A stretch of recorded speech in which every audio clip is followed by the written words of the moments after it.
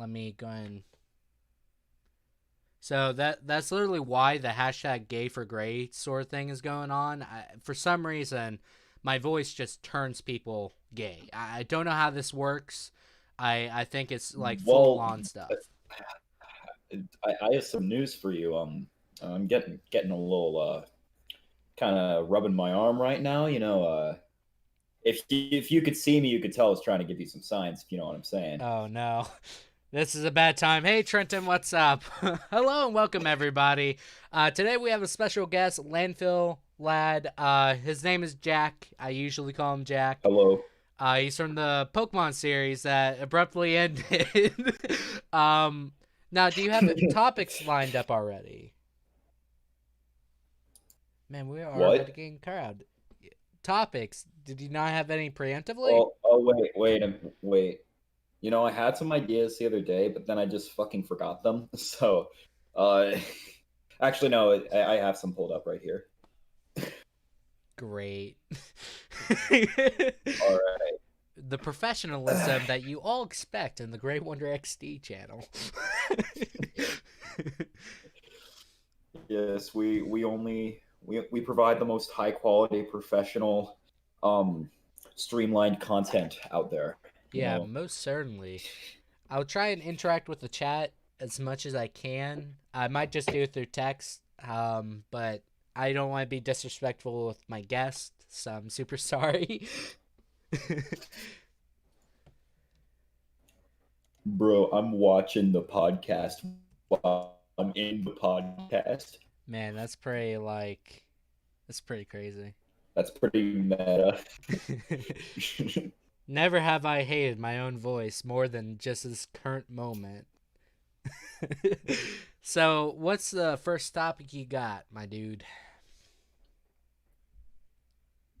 All right. First things first, I'm going to exit out of the podcast because it's slowing down my internet. Yeah, that's generally Listen, rule of thumb. with this internet, I have to take every ounce of like every kilobyte I could possibly get because it's so dog shit. All right, so old Jacob, what kind of games do you like? So, if you did not know, I'm very into survival horror. I would say like most definitely a Silent Hill fan, but I'm not into like the gameplay of it. I'm into like Mhm. the themes and the overarching stories. In terms of gameplay, Resident Evil, if it's not like pure survival horror, it's going to be Monster Hunter. Those are like two series Okay. I love, and they're both from Capcom. Survival horror. That reminds me. I was watching this guy mod. He does this series where he takes like games like Fallout and like Skyrim and shit and like makes them into completely different games by modding the absolute shit out of them. And he Mm-hmm. turned Fallout 4 into a survival horror game. I Mm-hmm. think you should check that out. It's pretty cool. Yeah, there's some very talented people in the modding community, in like Mhm. Skyrim. Heck, even Oh my Resident Evil god. 4. People are starting to do some really wacky stuff. Dude, the freaking Skyrim modding community is just nuts. Like, Yeah.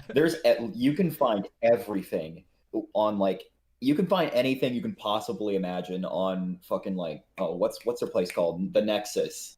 Yeah. Like, oh my god, it's just nuts. There's a freaking potato launcher. There is a mod to make a fucking potato launcher.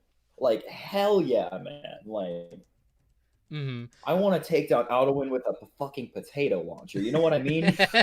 Yeah, it's like freaking crazy.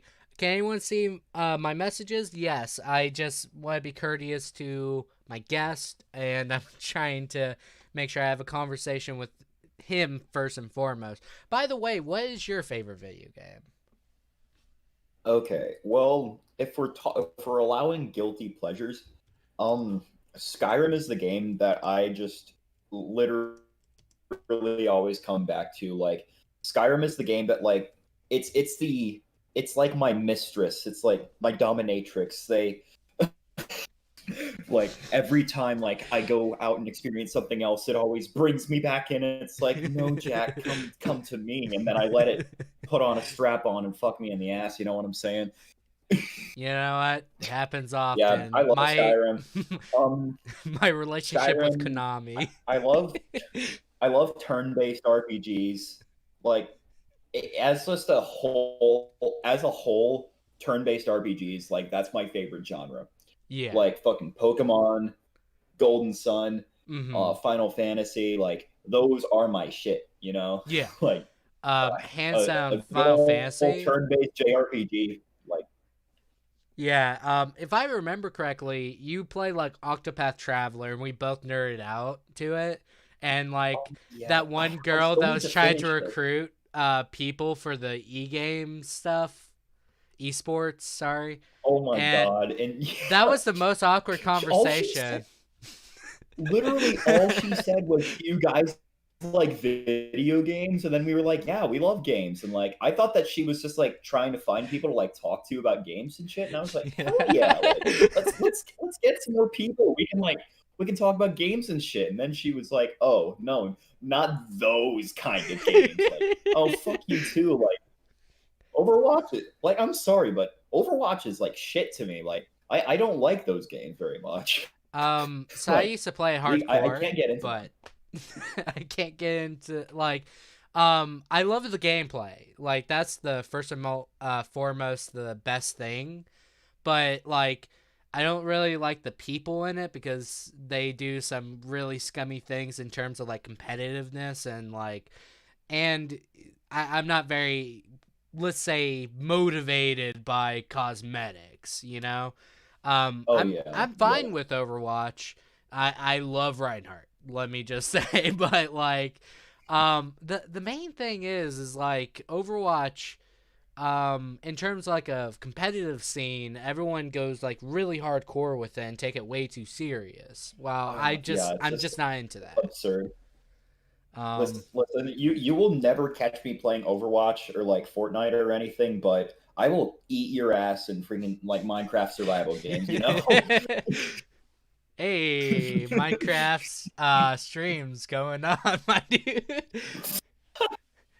Um, Yeah, doing some shameless plug-in, I see, Jacob.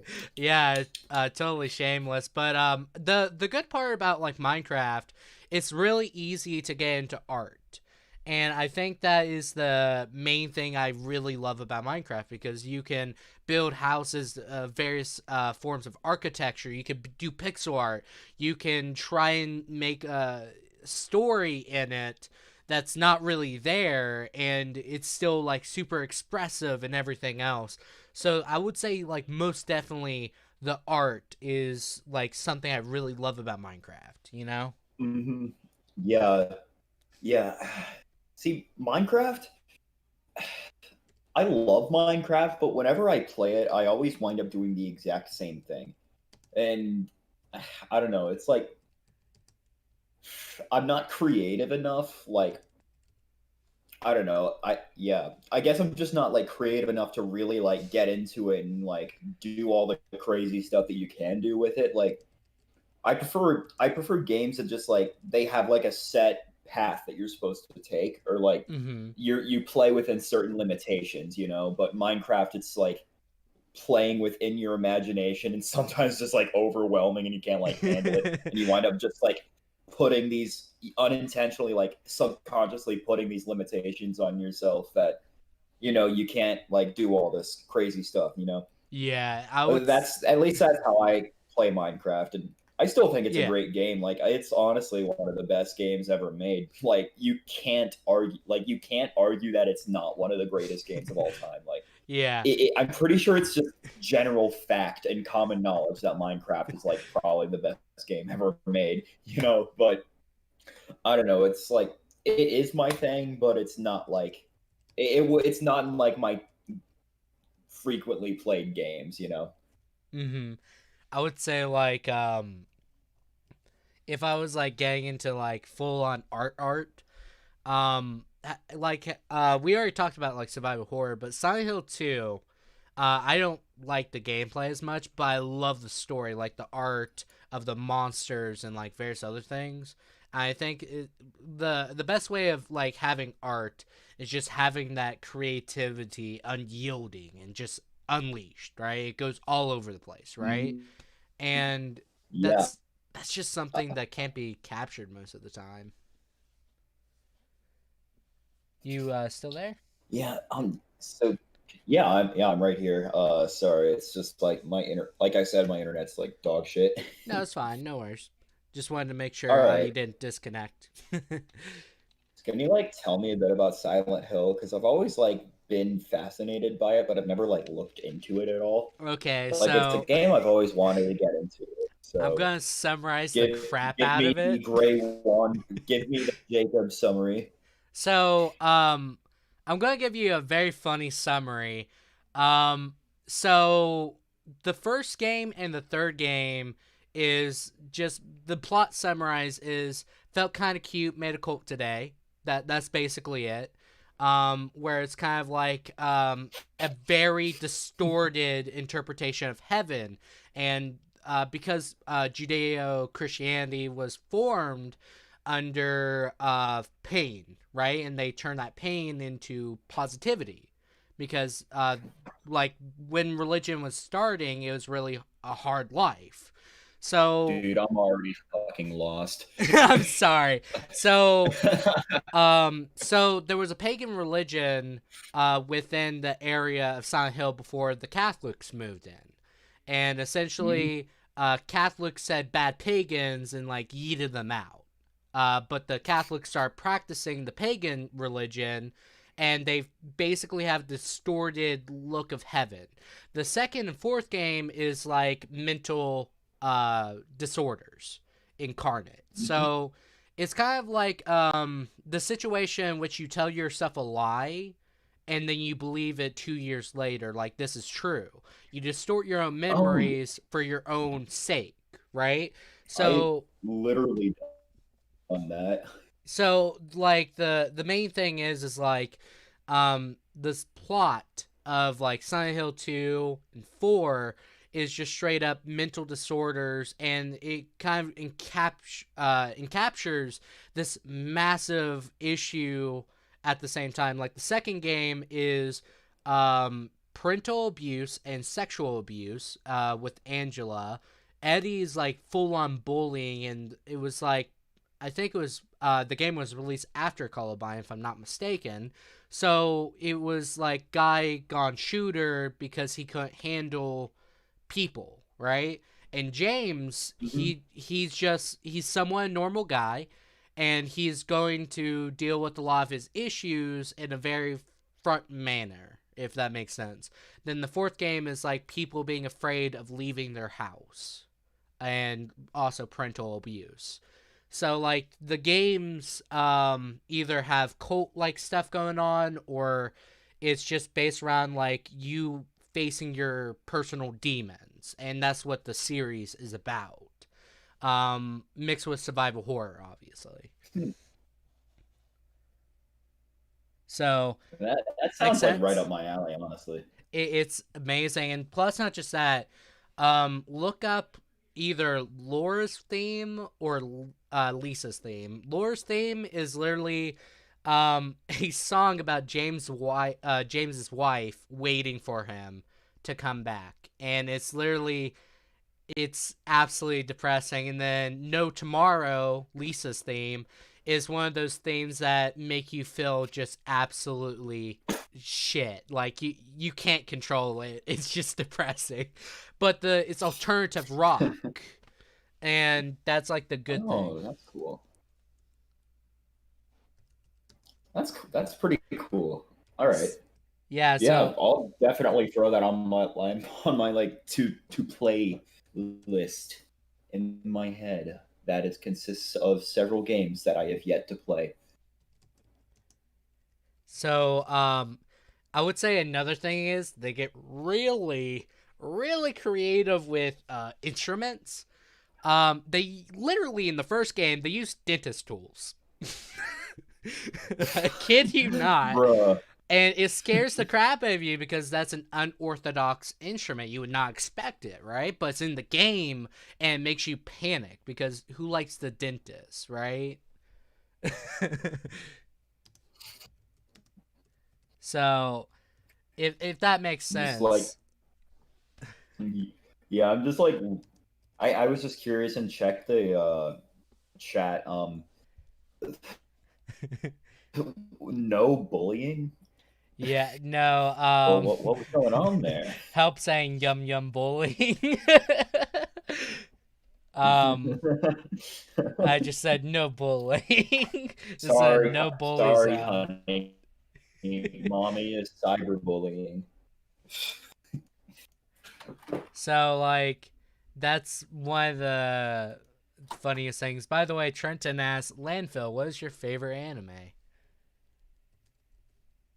Okay. Well, you just made a mistake because now I'm not gonna shut the fuck up for like 45 minutes. Hey, we got 2 hours, man. We got 2 hours. You're fine. Okay, first things first, I'm gonna send a meme to your to your Discord real quick that I think your viewers will appreciate, or whoever help was will appreciate this. I feel And that then I would will be the answer case. Trenton's question. All um, right. sorry. Go ahead. I just Hey, everybody tuning in, go check out the Discord real quick. Yeah. I posted a funny there. Not now sweaty mommy's cyberbullying. She's like, you about to be in timeout. Okay, so to answer your question, Trenton. Okay, my favorite anime is Attack on Titan. It is.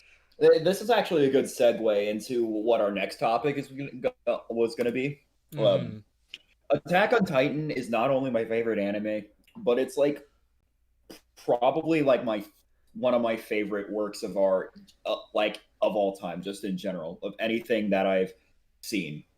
hmm Like the way the show starts out, like the first impressions I got just from watching the first few episodes of Attack on Titan was like, oh shit, this is gonna be a pretty badass series. Like full, and I like the whole theme of like them fighting back against the Titans and um taking back like the hmm the world, you know. But as you get deeper and deeper, there's and you go through all the plot twists, like it just gets so crazy. And like by the time you finish season 3, like the show's like the show's completely changed, but it changed in a way that you didn't even notice it was changing because you were so like absorbed in the story, you know.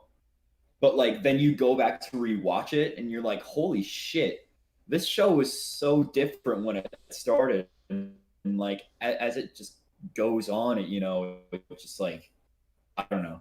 Attack on Titan's brilliant. Isayama is a brilliant author. I'm not sure about his other works. I think Attack on Titan is like his only big thing. But big props to you, Isayama. If somehow you ever hear this, I fucking love you, and I will give you some heads sometime if you want.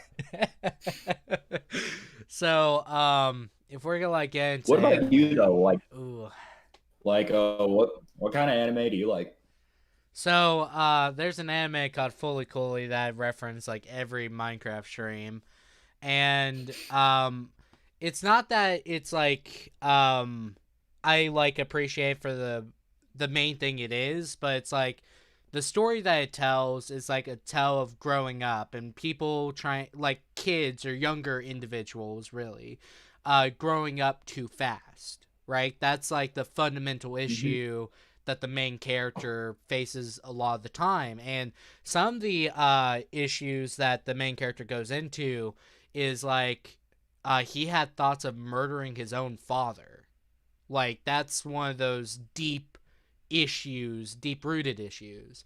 And it's like the Jesus. ideas of love and various other things and how awkward and bitter life is, but you still live it, right?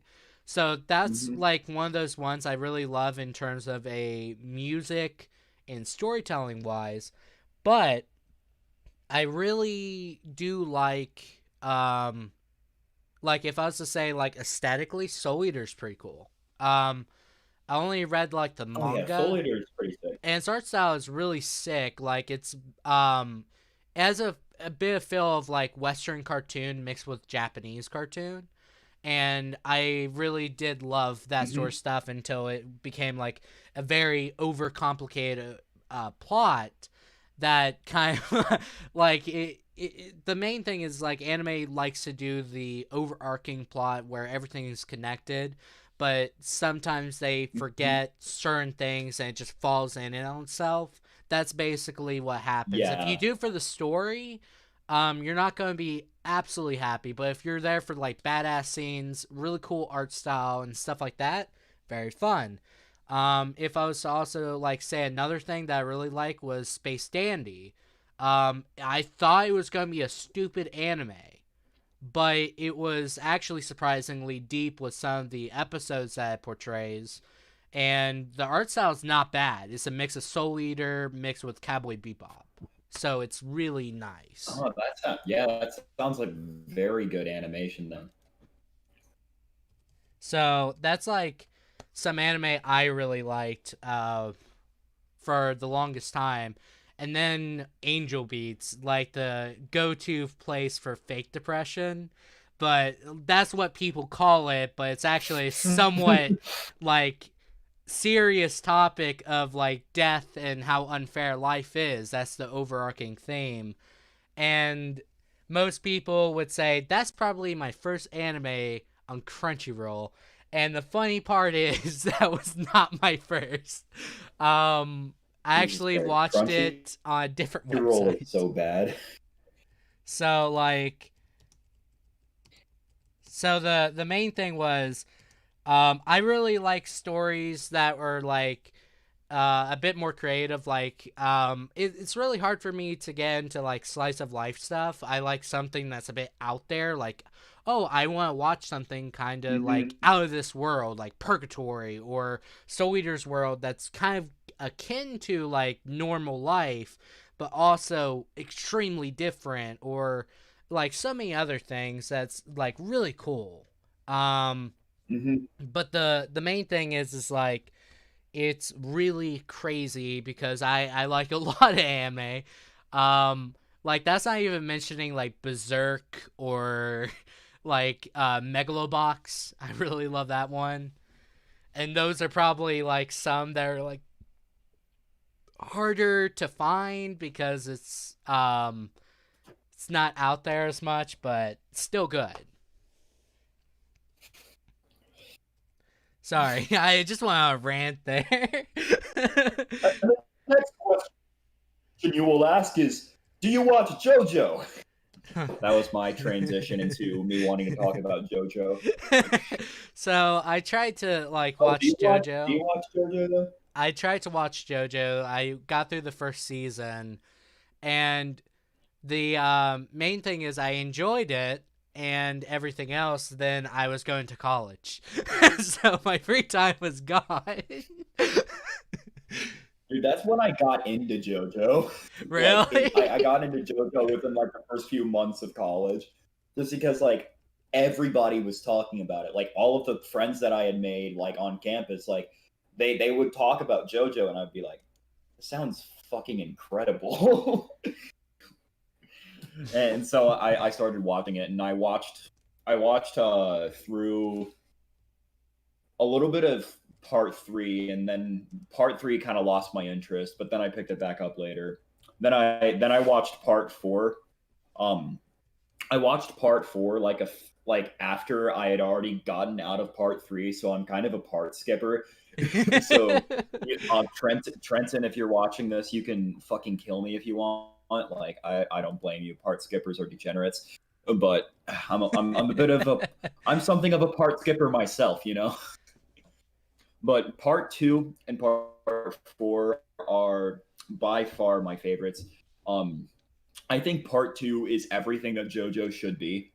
Like Joseph is a perfect protagonist. He's so funny. He's so witty. He's so like his his plans, what how he talks during battle and stuff. It's just so over the top and over calculated, and it's so dumb and perfect and funny and badass Hmm. and like I love Joe. Joe's is actually probably one of my favorite anime protagonists ever.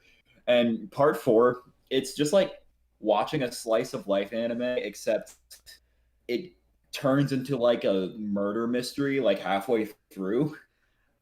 I hate to break it to you, And but that's most of the slice of lives I watched.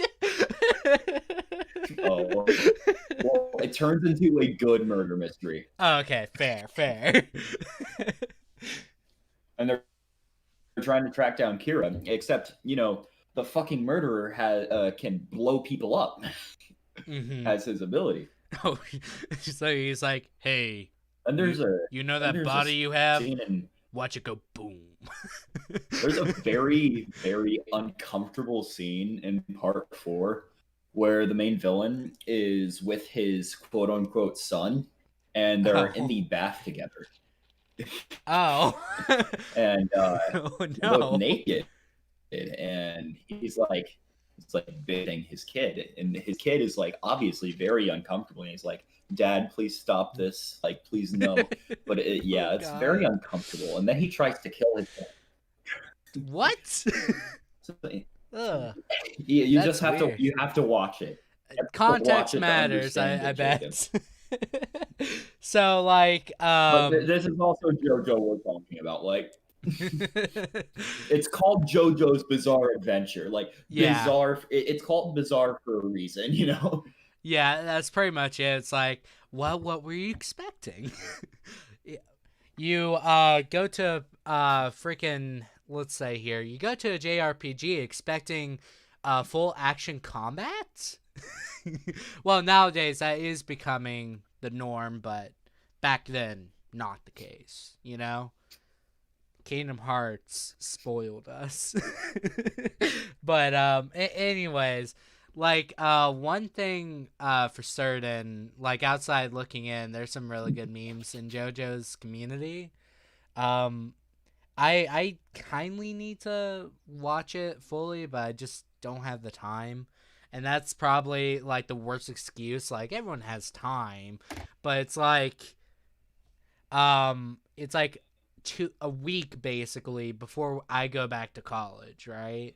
And you're going back to college too, but you're going to be doing Yeah. other things compared to me. um, which math is not fun. Let me tell you this. This is a disclaimer for anybody. But the main thing is um if I Whoa, math isn't fun. Oh, yeah, disclaimer, spoiler alert. But the main thing is like when it comes to like college, time is always like a precious commodity, like a Fallout 4 intro. So like a lot of things kind of go out there. It's gonna be one of those weird semesters, I think. Just based off. oh yeah. Um, Oh, sorry. Go ahead. Go ahead. it seems my internet's being dog shit like normal. But anyway, what was I gonna say? Oh yeah, so this semester I'm gonna be changing my major, like for good, because like I think I finally know what I want to like do as far as like my dream job. Mm-hmm. Yeah, you was originally going So to yeah, education like I was, and I remember whenever I would talk to you about it, I probably seemed like the wisest person talking about it. yeah, you seem like yeah, that's pretty accurate. But I'm changing from music education to music technology because like what I want to do is like work as like a sound technician Yeah. for I don't know, just like general like freelance like sound tech work. I just think Mm-hmm. it would be a lot of fun. It's like something that I'd get really into, and it's something that would constantly be demanding my focus. And with a job, that is what I need, or else I'm going to get fucking bored and I'll hate myself the entire time I'm there. Like Right. my current job, oh boy, I What's your current job though? Like I never asked you, but work you as a mentioned it. fucking, oh my god, dude, my job fucking sucks. I'm telling you. Okay, so I work as like a kind of a cleaner in a nursing home. Yeah. Geriatric care facility. Essentially, that's the more technical term, but yeah, elderly home, pretty much. Um, Sorry. Yeah. So what I do, what I'm getting paid to do is like I'm part of like the new staff that they're hiring because of the virus. And Yeah. what I do is I just spray like bacteria remover on like surfaces that are commonly touched by the residents and the employees, and I wipe them down. And that is my entire job. Existence is pain for you, my friend.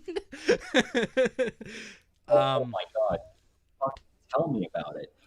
Like it's just that all day, and it's not something that I have to do like it's not something that I have to be doing constantly. So I'll just be sitting there on my phone for like an hour, then I'll be like, maybe I should get up and do my job, and then I do my job for like 15 minutes, and then it's just another hour of sitting there and being on my phone. It's so fucking boring.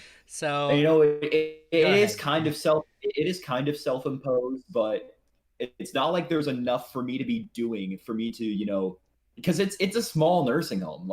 Like I can't. There's not enough stuff there for me to be making constant loops like justifiably. Mm-hmm. So it's really something that I only had to do like once an hour.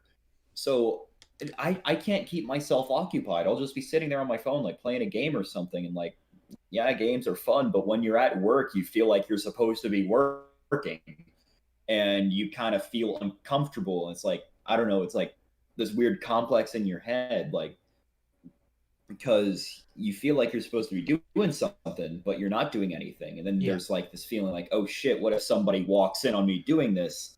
Like, are they gonna like report me to my supervisor or whatever? And then like there's a bit of anxiety, like, fuck, So this job sucks.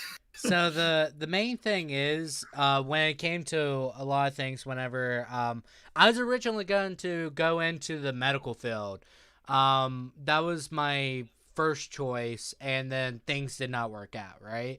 But the main thing is, whenever I was like in that like Yeah. open freelance sort of idea of where I was going to go, I was like, first things first, I'm fine with an office job so long as they keep me working and they keep me like doing something. The worst jobs are the ones that you have to wait so long. Like cashiers, for example. If it's a slow Yeah. day, it's hell because you can't leave your Mhm. post and you're just looking for something to do. You can't pull out your phone because you're on camera. And like so many Mhm. other things where it's like you don't want to just stand there and do nothing. You want to do something, and you're just stuck there, and you're getting paid. It's like, yeah, it's a decent amount, but it's not worth it. Like there, Yeah. the main thing was is like whenever I finally do teaching, at least I'm always doing something. If I'm Yeah. You always have something to be occupying yourself with. So that's like one of my main things. And if I have free time and I need to do something, YouTube. So I have hobbies that will Mhm. keep me occupied when I don't have anything going. So like the main thing was Yeah. is You like know. geriatric care facilities. Um it's one of those things where it's like is as slow as the occupants, like in terms of like how it functions, where it's like everything is somewhat like you need patience, a lot of patience. um for me that would not work out so well because I would just do something, even drawing would be like nice, right? Mhm. Oh But my god. The residents are a completely different story when it comes to working in this place. Like some of them are like sweet, some of them are like pleasant to talk to, but oh my god, there are some residents at that place that just seem to have it out for me for some reason. They just fucking hate me. Like whenever I walk into their room to like, do my job, like wipe down their light switch and like their TV remote and all that, like they'll just Yeah. shoo me out of there and like argue with me and stuff. Yeah. So my mother used to work with the elderly whenever she was a nurse, and she had like a really nice person to take care of, but the wife was a bit harder to work with due to the fact that she had a lot of imposing rules that the other person did not really like, and the doctor didn't even like, but it was their house, right? So like it wasn't like the elderly care facility or geriatric care facility. It was like a nurse that would come in and do things, and essentially there's like the really nice elderly folk that obviously like had a very happy life or a life they did not regret, and then there are some that are just like angry at the world, and at some point you have to take it with stride. Like, yeah, they're gonna be jerks, but it's my job. I want to make sure they're at least not going to die due to like infections or anything like that. So it's kind of like one of those Yeah, things, even though they are being complete jerks and they're just being entirely irrational and various other things, at least you know that you're trying your best to keep them going. And that's yeah. like one of Like those make sure things. I justify it to myself like these people are in their twilight years. They're a lot older than I am. They've probably seen some shit that I never want to see in my life. We'll just let them be. Pretty Like, much. give them a bit of respect, respect your elders. So like the one of the things I was not going to like geriatrics or anything like that, but originally I was going to oncology, and essentially I got to do I basically got to ask questions of various individuals that were working in hospice care. And one of the more depressing things that I realized like firsthand, like while just there once, was that they have a very desolate perspective of life because they're literally on death's door whenever they go to hospice care, right? Mm-hmm. And that's like one of the more depressing aspects of that sort of work, where it's like, yes, I want to try and help people and everything else, but some things can't be helped. And geriatric care facilities will also make me kindly depressed, because even if there was like good residents, bad Oh, residents, and yeah, stuff like me that, the too. good Yeah, residents fucking I me would too. hate to like pass away. Like if they pass away in their sleep peaceful and they had like family surrounding them, that would be amazing, but I don't want them. It's one of those things where I'm very personal, and I like people a bit too much, right? Like I would Yeah, feel sad about that, and that's just one of those things where it's like, man, it gets really depressing when you think about it in the grand scheme of everything, right?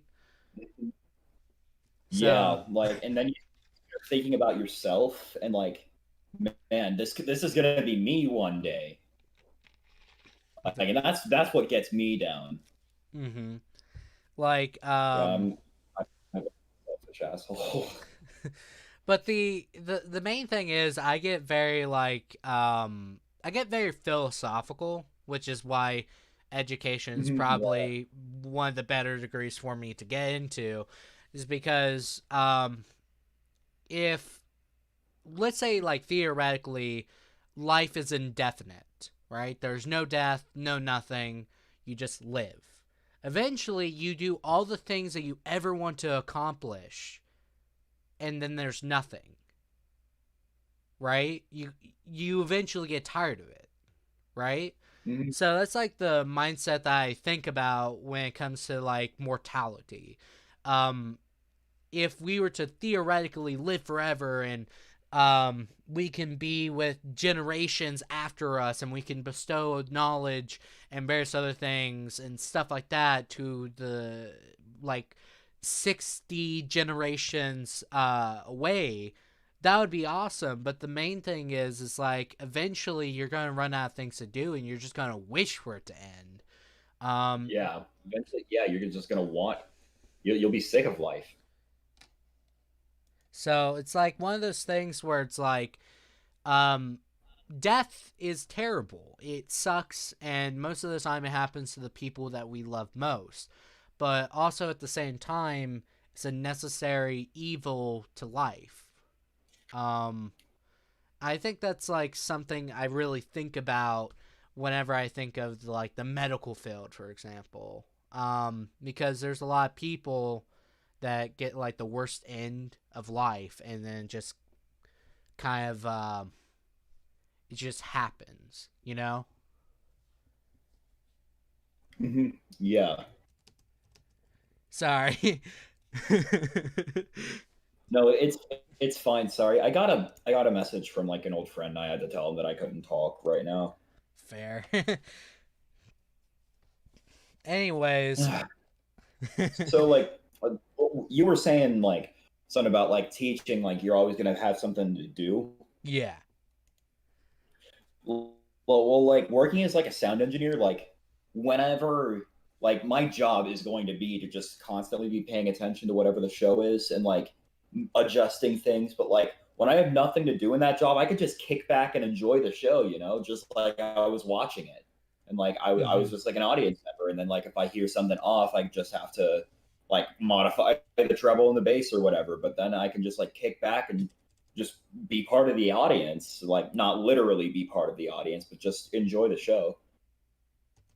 I would say like one thing, being a sound technician, that's obviously going to help you and your band overall Oh in yeah, the long term or whatever yeah. musical The endeavors you others are also do. Um good. Just like studying, just like studying like how these sounds are made and like mhm. equalization and like how to get the best tone from your instrument. Like those are all things that really interest me. Mhm. So yeah, I honestly think it's just right up my alley. So I'd say it so, also helps so with yeah. perspective because like if Mhm. you're in the audience, it's a totally different experience than what you are on stage, and what you're looking for in the audience is completely different than what the band's wanting to do sometimes. And it's kind of Mhm. like one of those retrospective sort of outlooks of what's going on and stuff like that, so you can implement stuff. Like one of the best examples, um, one of my friends is really into glass animals.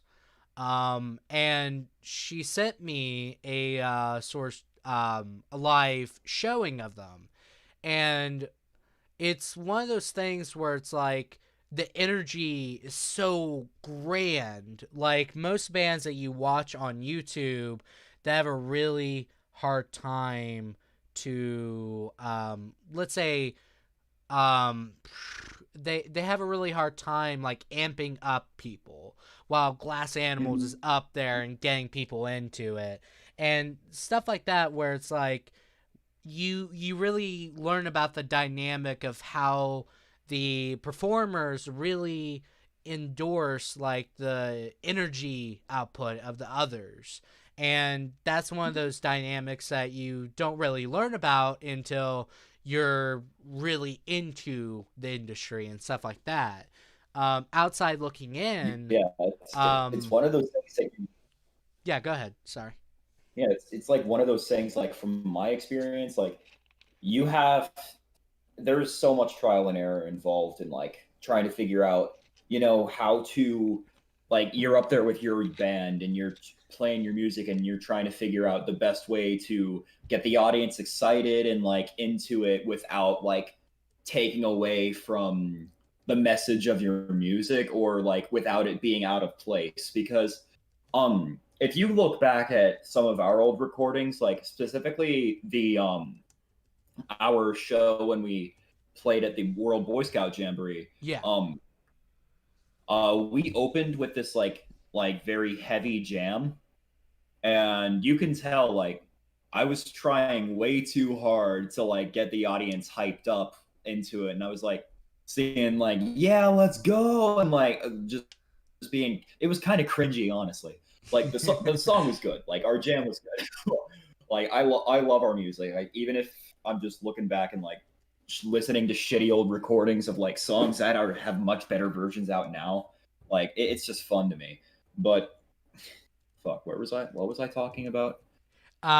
The amping up the audience and stuff like Oh that. yeah, I and you know that's something that we still really struggle with is like trying to really get the audience involved. Like we never have an audience that's like super bored and like obviously hates what we're doing, but like we never have an audience that's like really into it, you know.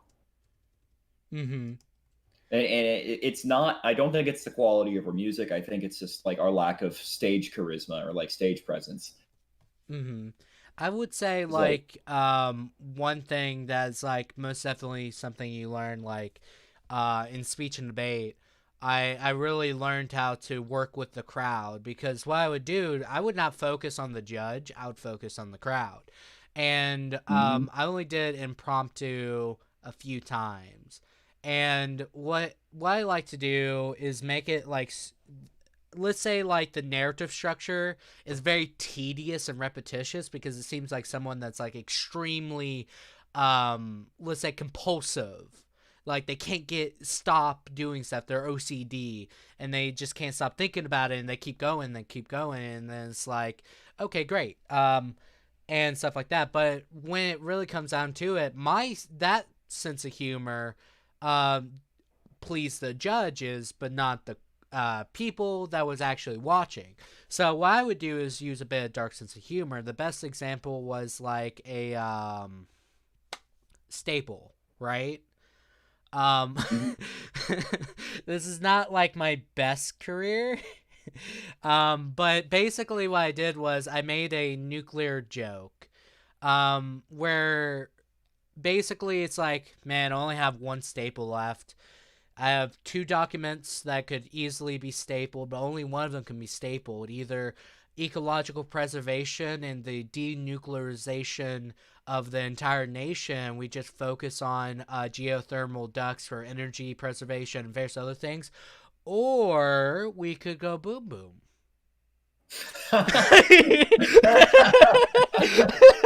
So I would use this highly sophisticated narrative structure and then disarm people with the not obvious thing I was doing. So that was like the main thing I would do in impromptu, which is a very like smart way of doing it, I guess. But like it's based around expectations. People expected me to keep on doing like a social commentary, and then I just go dumb. So that was something I really love to do in public speaking. When you work with the crowd, you get a lot more reception and you get generally higher points because of that. Because I was not only doing debate, I was also doing speech. Yeah, Um, that was such a flawless transition into our next topic. Like that was smooth as butter, smooth as smooth. Why I was about to say smooth as a mommy milky, but I'm okay. What the fuck? Listen, this morning I was hanging out with one of my friends, and we just kept making mommy milky jokes, and like, and now it's just permanently ingrained as part of my regular speech. I'm gonna be talking to my mom one day, and I'm just gonna be like, "Mommy milky," and she's just gonna be like, "What the fuck?" Ingrained But issues. Freud was right. anyway, back to speech. Back to speech. So I think you could give a better explanation than I can. How about you tell the audience a bit about like what it's like to be in speech and debate, and I'll like pitch in like if I have to. Okay, speech is entirely different from debate. So speech is all about like creativity and just expressing it in a very fun manner. With either impromptu where you're just on the moment, you think of something and then do it. Don't time out, Trenton, by the way. Anyways, sorry. And essentially, it's working on your feet, expressing your comedy and stuff like that. And I was really good with that. And then debate, no. So debate's an entirely different beast. So most of the time, when people debate, they have a general perspective they actually truly 100% believe in before they go into the debate, right? They have their preconceived notions and their biases. But with debate tournaments, and you learn about this extremely quick, everyone has a broom up their rectum and they just want to sweep the competition with either arguing the most salty based arguments of semantics, ranging from nitpicks or trying to close off the argument to any other interpretation. So basically, debate, you need a lot of confidence and you need a lot of research and various other things so you can know what you're talking about. For me, research is my favorite thing. But speech is a lot funner. If you like anybody does public speaking, or let's just say good old speech and debate, do speech. Debate's kind of one of those situations where everyone's like bureaucratic. They're very systematic, and if you don't have your sources sourced in APA, did not find this out until the state tournament, by the way, you could just have your entire argument invalidated right there and then. Oh, it was in like MLA. It's like, nah, you need APA. And I had it APA Chicago because I didn't know there was a difference. That it happened to me, but I was scared after I had it happen at the state tournament. So like, yeah, they're like the saltiest and most bitter type of people, and there's some fun people actually in it, who like on the down low hates debate, because we all hate debate. Because no one actually debates what they want to debate. They debate, like, most of the time people try their best to get the moral superiority in the argument. So they're like, oh, you're basically arguing for Nazis. It's like, no, they want you to try and defend yourself in that instance, and that's how they bait you. But the main thing is, it's like, if you actually know history, you can just lay their entire argument there. Like, it's like, actually, no, this is Uno reverse card. For example, the state tournament was based around like, should drug abuse be considered a legal issue or a medical issue, right? That was basically it. And whenever it's considered a legal issue, people see it as a let's say a revolting disgrace on human rights. And another disgracing atrocity towards human rights was the Holocaust. So everyone tried to use the Holocaust or like various things within history to basically dehumanize the opponent in front of the judge. And essentially, yeah. So, okay. When you know it's like absolute, like, let's say like they're full of themselves, you flat out call them out for it, right? It's like, no, the problem with this was not just human rights. It was based around political authority being abused and using a narrative structure to gain power. They didn't really hate these people. They just used them as a scapegoat to put the communists and Democrats in basically the concentration camps. Right? And that's how you rally people. You have to make that argument and make it concise so they can't just bounce back and say, no, this is like an issue of human rights and blah, blah, blah. It's like, no, you tried to do that. You failed. Just drop it. Right? But they don't. Yeah. And that's how you get them. Because the judge notices that. So, like, the main thing is they try their best to dehumanize and gain the moral superiority. But the main thing of debate is not based around moral superiority. It's always about being more logical or reasonable. While speech is based around, like, lulz random. Yeah, I can vouch for that. Yeah. That's pretty much it. Like, one of my friends was just yelling about cinnamon toast. That was it. That was their entire skit, and um, it was it was one of those things in which I was like, why do you have to scream it? But I understand. I understand. What was your I'm experiences telling in you. it?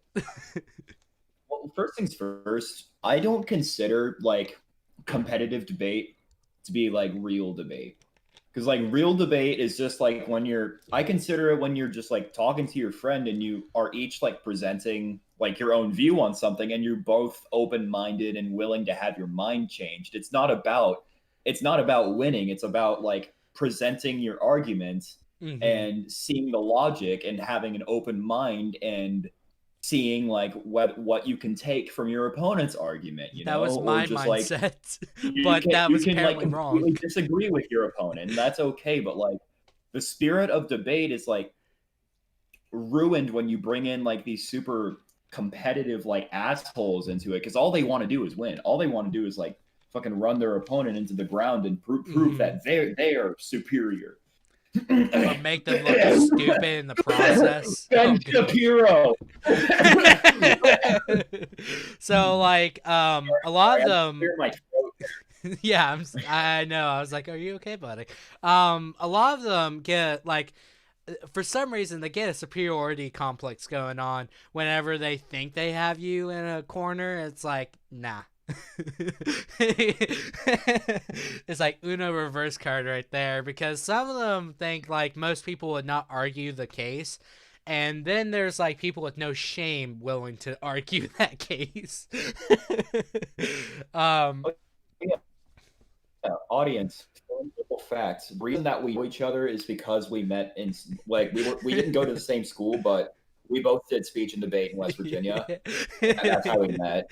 So, funny thing was, our high school hosted like a debate tournament. Only three schools showed up, God. and Jack was the only person to show up for his school. Yep. And he had to fill in a speech and debate position. And if I'm not incorrect Fill in here, the you had state. to do it one person v2, if I'm not Yeah, mistaken. I I had to had do to that debate too. someone one against you. It was such bullshit. And I had never done debate. I never did debate. Like Mm-hmm. in when I was active in speech and debate. Like Yeah. I was just like a speech guy because like it was more I'm yeah, it's just more like what I'm into. Yeah. But holy shit, it was. I had no idea what I was doing. I was making these bullshit arguments that like I kind of just pulled out of my ass. Like I didn't do any research on the topic. I was just like, fuck this. I'm just gonna go in here and I'm going to state my opinion. I don't give a fuck about reading these papers. I just want to get this over with. So I would just, yeah, needless to say, I didn't win. Yeah. But All I wasn't trying to win. I was only doing it because I had to. yeah. So in between rounds, I would like drink tea with you. I remember that, and I also invited you to our table. Oh no, we Um, did drink tea. yeah, we drank We tea fucking together. drank a lot of tea. So like that So, was oh, like would you like a spot of tea, a crumpet? How about a biscuit? so I got very Liverpool there. But you know, it's one of those things where it's like the other school was not as hospitable, but at least our like school was very like, hey, come over here, have fun. We were not the best at what Yeah, we it was just did, like but so, we were fun. so laid back. Yeah, you guys just enjoyed it. Is your school speech team still active? Hell if I know. So like the majority of the team were just seniors. And we had like two freshmen join in. And let's just say um most coaches like to coach. Um our coach was like just do whatever you feel like.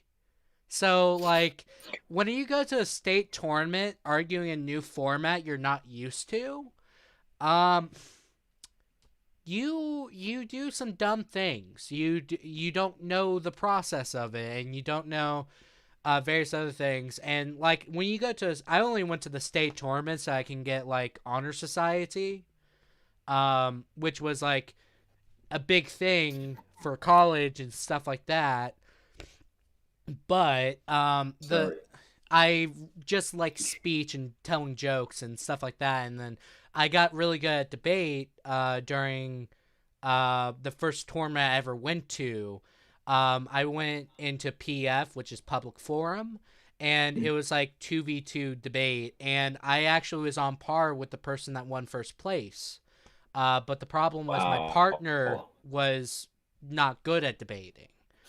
So I was like, yeah, I'm good at debate. And then I did Lincoln Douglas, and that's all just entire like philosophical ideas instead of actually arguing um objective proof. It's like what ought to be instead of, yeah, this is how this should be as this world functions like this way. You know what I mean? I'm So it's sure. entirely different.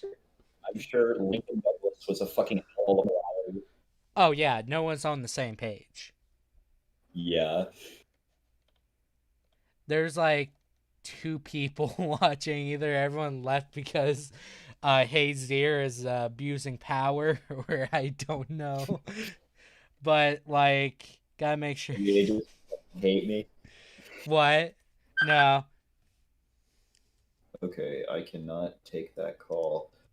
My friend Nathan just tried to call me. I probably should have just let all my friends know that I was going to be in a podcast for like the next 2 hours. Sorry. Um. So I don't know. What's your favorite speech category, by the way? I had a lot of fun with pros, but duo was my best because I always work best when I have somebody to bounce off of. And hold Mm-hmm. on, I have to take this for a sec, No but worries. I'll get back to it. Actually, the guy who just called me is the guy I did the duo with. Heck yeah. Um, You can mute the mic, and I'll just talk to the audience for a bit if you need. that will not be necessary. Okay, that's fine. Um, my favorite was obviously impromptu because you're just giving like a word or phrase, and then you just go at it. Sometimes you're given like you're just given like teacup or staple, or you're given a phrase from Harry Potter, but you never read Harry Potter, so you're like, oh god. But yeah, back to duo. Duo was so much fun. It was literally just like acting. Yeah. Like so, me and my partner, our sophomore year is like when we did it the best. Mm-hmm. We found this one play called Greater Tuna. It's like a one act play that's supposed to be played exclusively just by two guys, and these two guys play the entire cast of the fucking of the like play. It's so funny because like at one point they bring in like this guest to their radio. Okay, oh, yeah. By the way, the play is about like a radio show. It's Yeah. just a radio show. Like so they bring in this guest, and that guest is this fucking middle aged like fucking Southern Texan white mom. Karen. And my partner Nathan got to play that character, and I got to play as her, and I performed as her kids, and it was so fucking funny, dude. Like there were a bunch of like there was a lot of innuendo. We got to have a lot of fun with it. Like one of her kids, like her first kid, like I played him as this like shy, like backwards, like ooh woo, I don't know if I want to do that, like kid. And then the second kid was like a fucking redneck out the ass, like yeehaw, brother, I got dip in my back pocket, like that kind of redneck, you know? And then Yeah. the last character, and like the last of her kids was like this super prissy, like fucking cheerleader girl. And I played all three of these characters while my partner was just the mom. And Yeah. he played the mom the entire time. I had to change characters very frequently. But yeah, what winds up happening is like it's just like it starts off she's just like each one of her kids like takes turn like it starts off with just her youngest and she's making breakfast and she gives him his food and then he goes to school. Then like her second kid comes down, it's the same thing. Then her third kid, And then we cut to another part of the show where it's the same, where it's like the same mom, but what happens is like her youngest son like keeps bringing homes these puppies back home, and she thinks that his her son is like getting addicted to dogs. So she calls the guy from the pound who he keeps getting these dogs from, and has this fucking like enraged like Karen like fucking argument with him. Like it, she was just super pissed. She's like, "I will not be the mother of an addict, whether if it's on opium or basset hounds." And then like that's what we ended it off with. It was so much fun. And then the next year we decided to turn our duo or turn have you seen History of Japan by Bill Yeah. Wirtz? Yeah, I actually have. Have you seen History of the Entire World? Yes, I have. Yeah, we did the History of the Entire World as a duo. um, so the That funny. that was Go ahead. that Sorry. had potential to be a that had the potential to be a lot of fun, but my partner just kind of lost motivation to continue doing speech like halfway through the year. So yeah, we Yeah, weren't he kind of he quit the team, and yeah, then we weren't able to do duo anymore, and it was a sad time. that's why I couldn't And then the continue year doing after, PF. and the year after, I took up prose and like original oratory and shit, and Mhm. that was fine. But I So really had the most fun when I was doing duo. So I can never do duos, and this is for like one simple factor. Even though I'm really good with like a social dynamic in between like people, um, no one had the same sense of humor as I did. So even though our team was like really laid back and everything else, literally um the good old partner I had, um she during PF, essentially she ditched like twice, and that was not fun for Jeez. me. um and like I was like, okay, maybe I could do something else. And that's how I got into Lincoln Douglas, and that was a big mistake. But like, the mother of all issues was most of the team. They made most of their like commentaries or impromptus or anything within speech entirely political. And what I would Mhm. like to do, I like doing social commentary, but I do not like doing political. And all of them, I would say, like, probably differed compared to myself in terms of political ideologies. And the biggest example was actually at the tournament you went to and the one we met at, where the duo was the freshman and the senior girl that was, I would just call H. H did entirely like extremely feminist skit, and the freshman well, he basically told his dad he wanted to go home early so he didn't have to do the third round. Oh my god. And the coach basically asked me, it's like, hey, you want to tag in? I'm like, nah. It was just simple as that. I was like, I don't want to. I don't think I could do it. The Hey, yo, main check your Discord real quick. What's going on in the Discord? Yo, Like your press. DMs. I sent you something personally. Oh, okay. I thought it was in the Discord chat. I was like, what about the antidepressants? um, hold up. You want me to read all this? Yes. All Okay. right.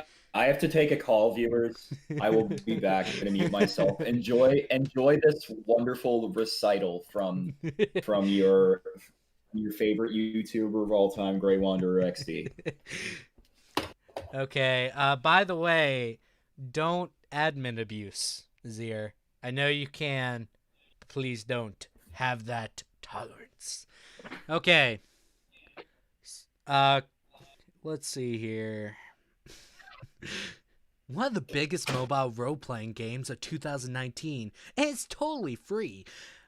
I'm not even going to say the name of it. That's the biggest joke.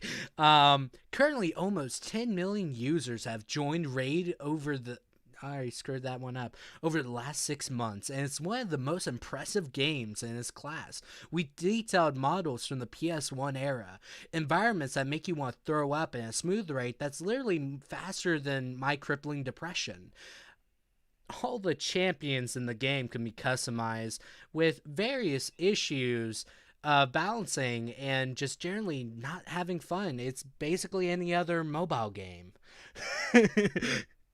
Don't worry, crab activists.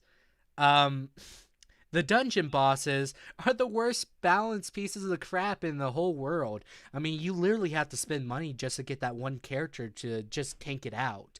Because they do way too much damage and they just do AoEs. um, let's see here. Currently over 30,000 bot reviews. Raid has almost a perfect score on Google Play Store. Who trusts that? Who trusts Google Play Store? I could literally make an app called Piece of Crap. At least 200,000 are going to say 5, not disappointed. Like, that's literally the thing. Anyways, the community is growing fast, and the highly anticipated new Faction Wars feature is now live and basically dead on launch. You might even find my squad out there in the arena if you look hard enough nowhere. Why do you do that to crab activists? No, you're not doing that to crab activists. I draw the line there. Crab activist is a nice guy.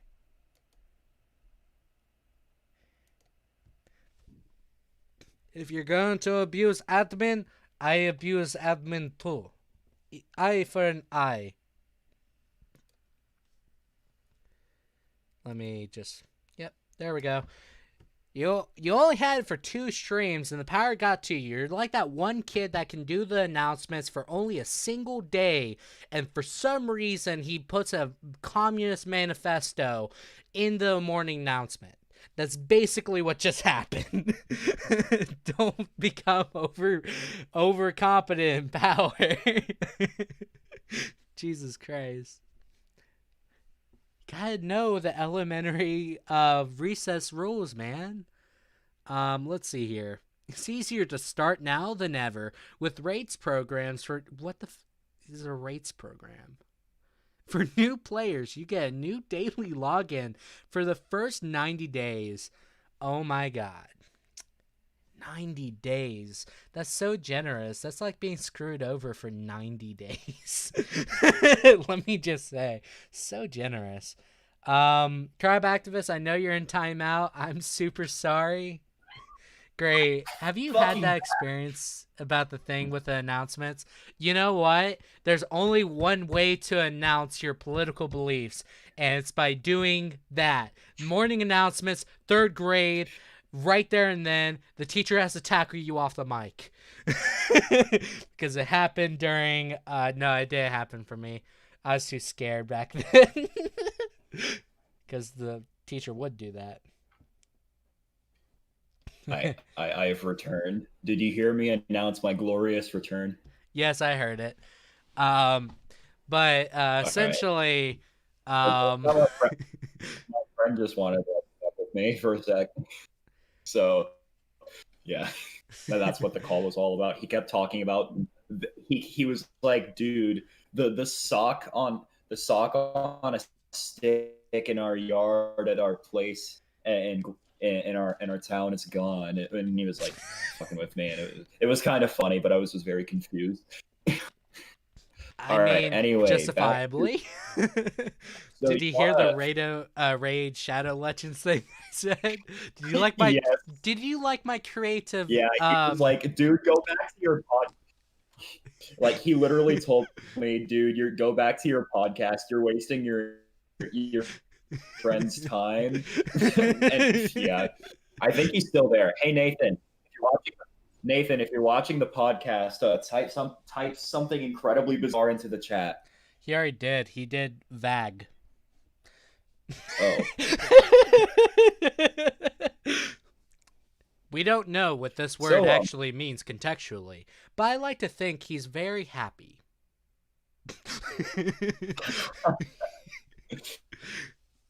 anyway, before we go into our next topic, do you guys have any questions for us? Like anything you want to ask us?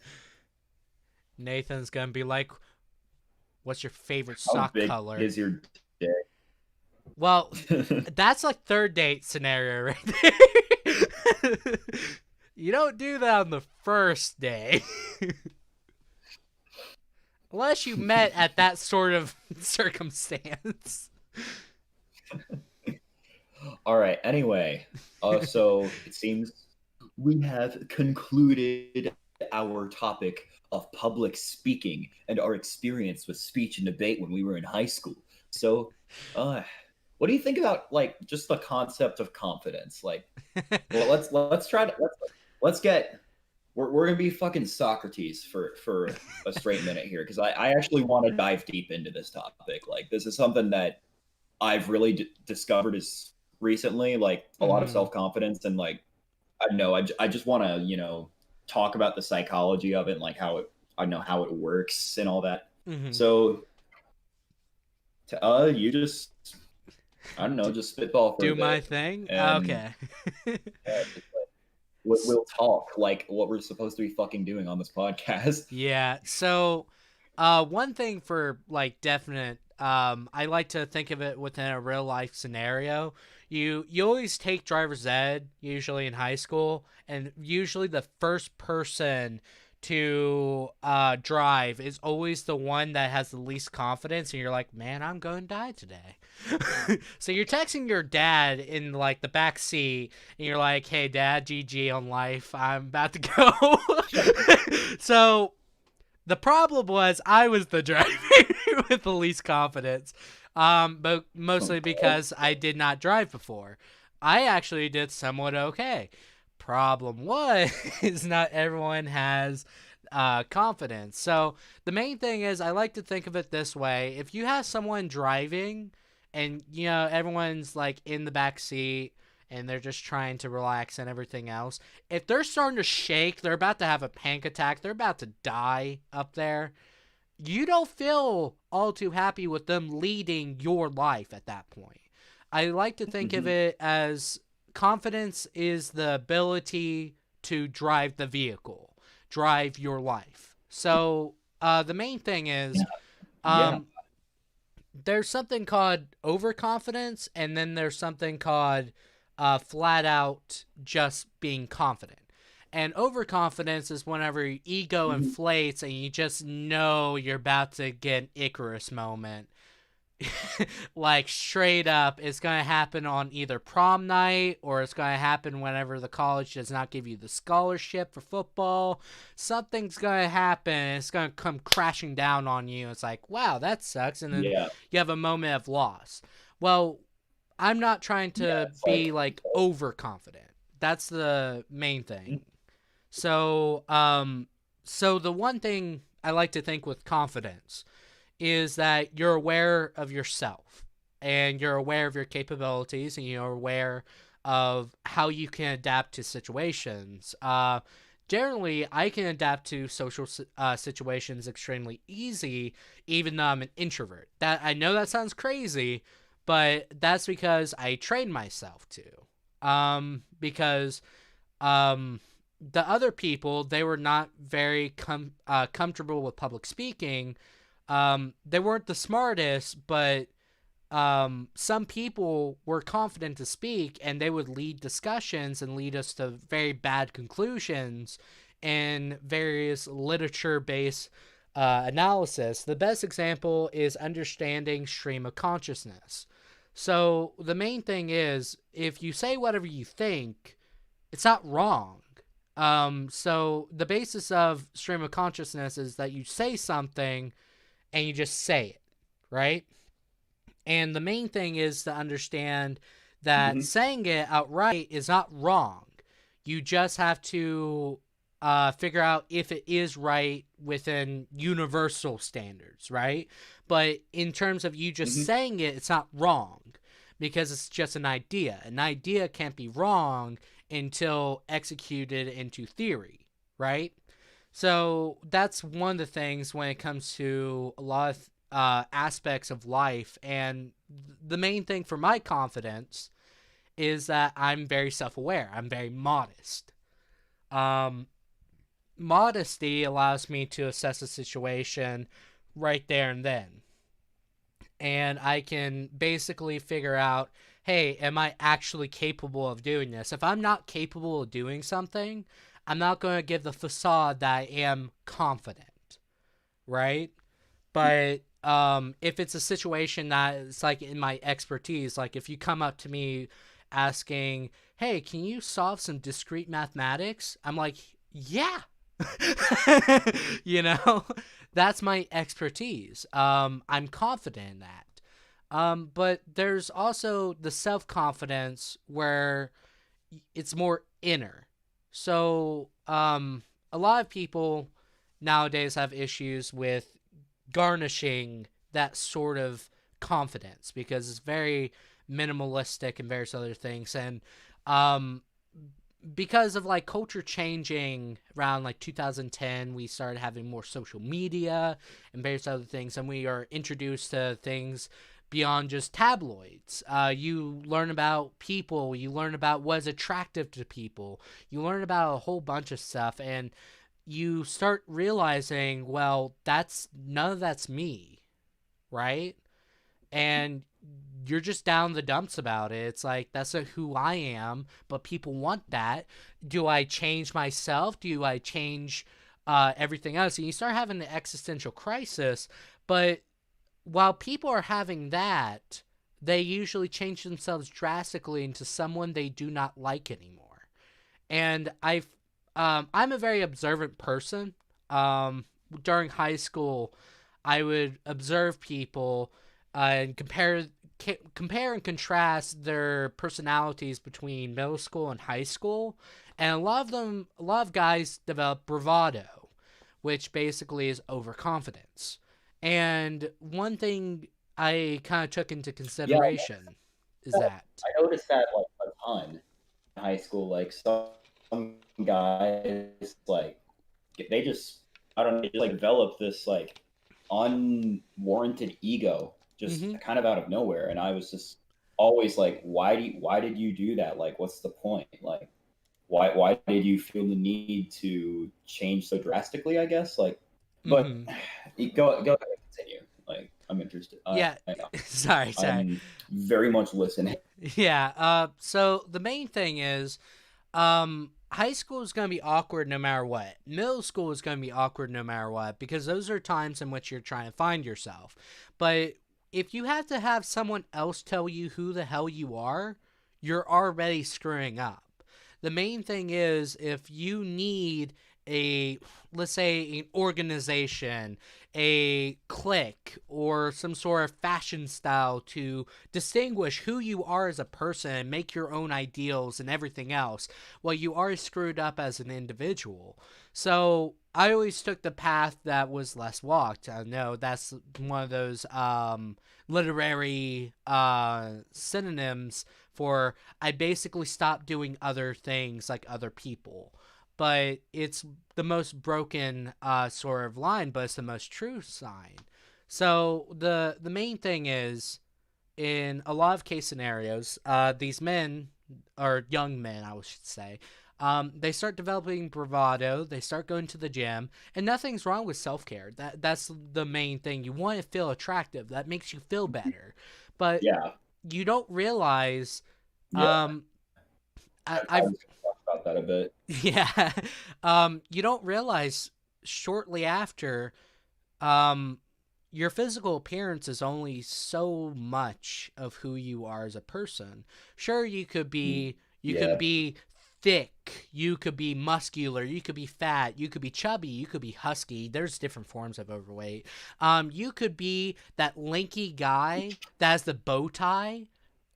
Who cares? The matter of fact is how you treat yourself and how you treat others.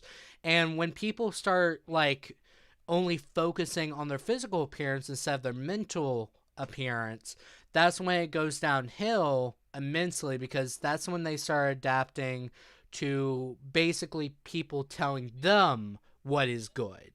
What is good in life is basically up to interpretation of the individual.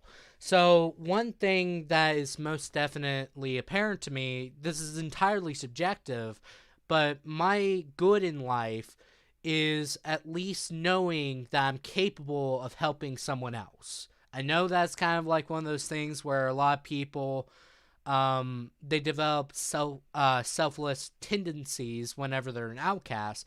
But the true matter of fact is, I'm strong enough as I am as a person. I don't need to be stronger. I just need to be better, and I try and work on that. But I don't do it just through physical means. I do it mental acuity means. I understand myself as a person. It's called introspection.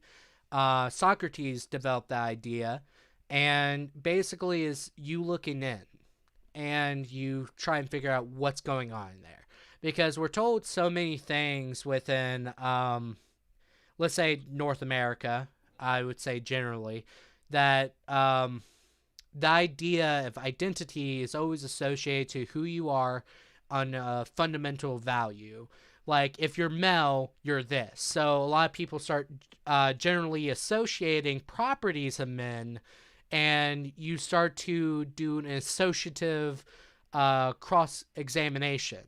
And the main thing is that most people, they will compare themselves to manly men.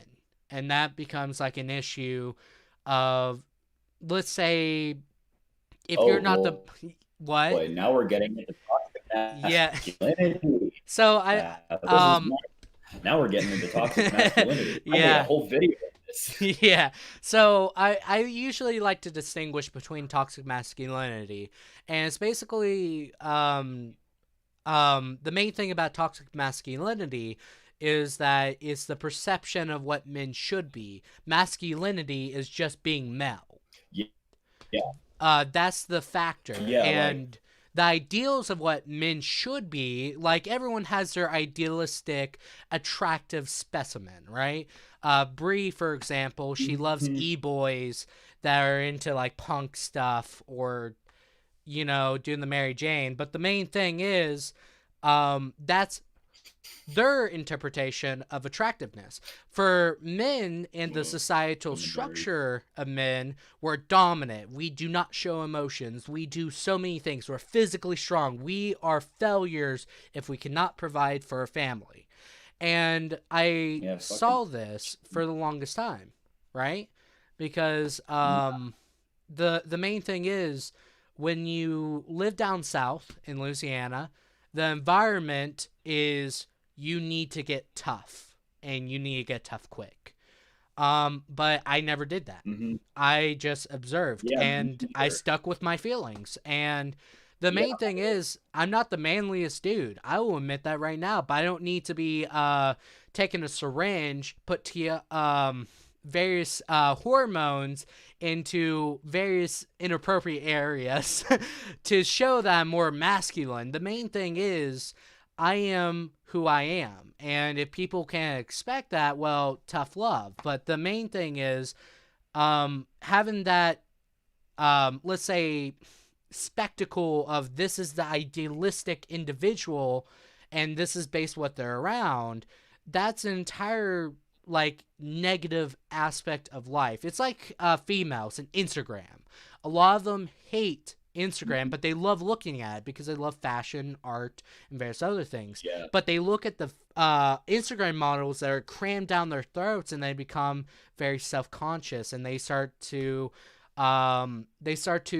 develop eating disorders or various other issues that are just simply more complicated because of societal structure. No, everyone's told you don't want to be alone. You want to find someone, have a relationship with them, maybe have kids, who knows? But you want to share your life with someone. And you will do it at any extent of your ability.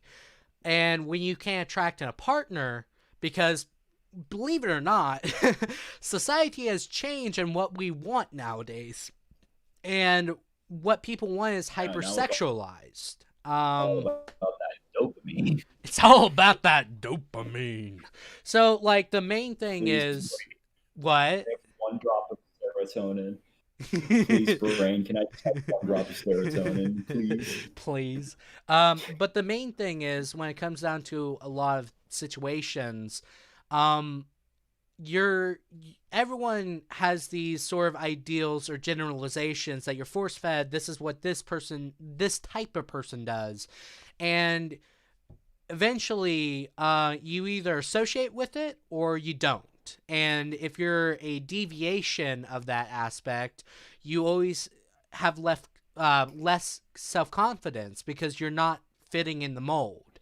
And that's just something to take into consideration. I would say some I would not say I'm a manly man, but I am indeed a man, and I have self confidence because I know who I am as a person. Most of the people that develop these hyper masculine identities and various other things, they eventually have an existential crisis when their life goes downhill in around 40s because your body naturally stops, reduces your metabolism rate. So naturally, you're going to get fat no matter what you do, unless you take consideration dieting and physical stuff and stuff like that. But most people, when you work a job, it's really hard to keep up with that. Um, so like the Mm-hmm. main thing is these people are going to have an existential crisis later on in life, or their first divorce is going to be the eye opener.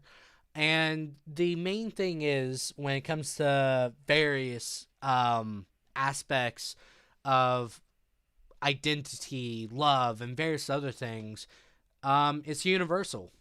That's just simply how it is. Your identity and who you associate yourself with is you. You don't have to associate yourself with somebody else. Um, there was a rapper I watched in middle school, and his name was E Double, and his stage name was Two Tone Rebel. And the main thing was, I really loved hip hop, but this was the realest guy because he didn't just rap about various things in socioeconomically deprived areas. He was rapping about his feelings. And when you start to embrace yourself as a person, you don't BS yourself. That's one thing. Don't BS yourself. You tell the truth to yourself at least. It becomes one of those situations, embracing yourself is the best thing you can do. And that's something you have to realize eventually. Being that deviation is just you because no one is just fit to fit the mold.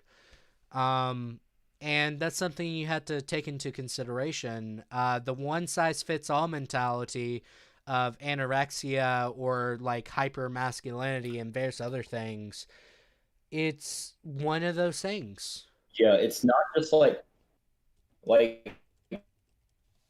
you there comes a point in time, like, yeah, you can work out, you can diet, and you can do all this like incredible self-care, you can like meditate and all this shit. But there comes a point where you just have to accept your body for what it is, if that makes any sense. Mm-hmm. Because like not everybody's gonna like not everybody can is going to be able to get this like super six pack of abs as easily as another person. And I'm not saying it's impossible, but there's a point to where you are at such a healthy state in your body, but you might not look it Mm-hmm. because like your body just naturally like stores fat, or or like your muscle like or your muscles are shaped a little bit differently, and there comes a point Mm-hmm. in time where you just have to accept that, and just recognize that it is who you are. Like when I first started working out, when I first like really started getting into my whole self improvement kick, um I wanted to be like super buff, and I wanted to like have that six pack and like big chest, and like I wanted to be ripped. But as over the months, I started to just like look at my body and think, wow, this isn't what I'm shooting for, but I think I actually look pretty good like this. Like, and, Mm-hmm. and that's what kind of what I mean. You just you can't just keep chasing this like unrealistic, like, I don't know, body, I guess, because eventually there, I don't know, because you might not ever get there. Your body just might not be able to. If that makes any sense. um, And you know what? This probably isn't even scientifically yeah, accurate. Like you most definitely yeah. can. Any human is jacked, but it all comes. I don't know. It at some point you have to make it. I don't quite know where I was going with this. Yeah, No worries. suck at I talking. well, think of it like me. But I'm anyways, go ahead, sorry. comes a time where you just have to become comfortable. There just comes a time where you just have to become comfortable with your body, Mm-hmm. because you can keep chasing. You can even get that shredded, you know, but you're still not going to be satisfied with yourself if you don't make peace with yourself and accept, okay, this is what I want. I'm happy where I'm at. Now it's all about maintaining this, Mm-hmm. or just like now I can just chill, you know? Yeah. Because if you keep chasing that, you're never going to be satisfied with your body or who you, or like your progress. You're just going to Mm-hmm. keep pushing and pushing and pushing, and it's this cycle, you know. Yeah. So anyway, I would yeah, say one thing I was that's going to something that add. um, you already know how I am. I'm a thick boy. But one thing I is love me thick. thick. But the main thing is like when I was growing up, a lot of girls really loved lanky guys, and I have broad shoulders. There was no chance in hell I was gonna become thin as thin could be. So I was like, you know what? I think I might want to hit the books because the main thing is like I accepted who I am and what I am as a person, and I was like, you know what, my main strong suit is being smart. Let's stick with that. Do you Yeah, think that Gray has a yeah, wiki but page?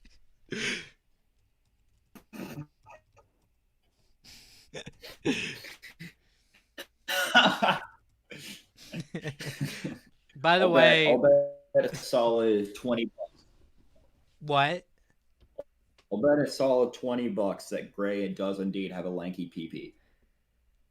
Man, I have size 15 feet. You want to bet on this?